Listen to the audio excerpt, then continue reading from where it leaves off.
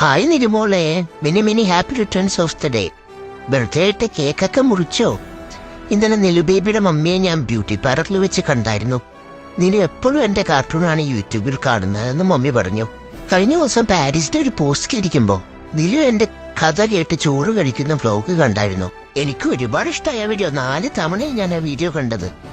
എന്നെ ഒരുപാട് സ്നേഹിക്കുന്ന എന്റെ നിലു ബേബിക്ക് എന്റെ ബർത്ത്ഡേ വിഷസ് ഞാൻ അറിയിക്കുന്നു. ആരാധകരുടെ സ്വന്തം താരങ്ങളിൽ ഒരാളാണ് പേളി മാണി.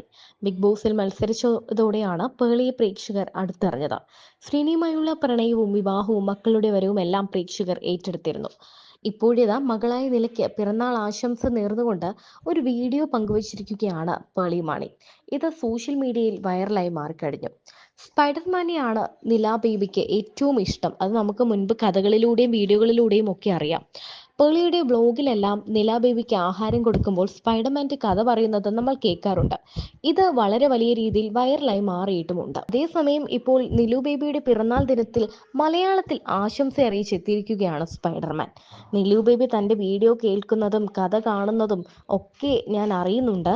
നിലുവിന്റെ വീഡിയോ ഞാൻ കുറേ തവണ കണ്ടിട്ടുണ്ടെന്നൊക്കെ സ്പൈഡർമാൻ പറയുന്നുണ്ട്. ഇതൊക്കെ ചിരിയോടെ കാണുകയാണ് നിലു ബേബി.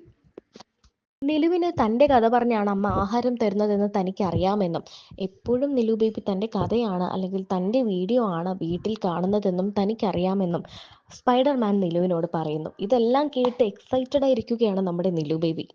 അതേസമയം പേളിമാണിയുടെ മൂത്ത മകളായ നിലായുടെ ബർത്ത്ഡേ ഇപ്പോൾ ആഘോഷമായിരിക്കുകയാണ്. സ്പൈഡർമാൻ ടീമിലായിരുന്നു ഇന്നത്തെ ബർത്ത്ഡേ സെലിബ്രേഷൻ.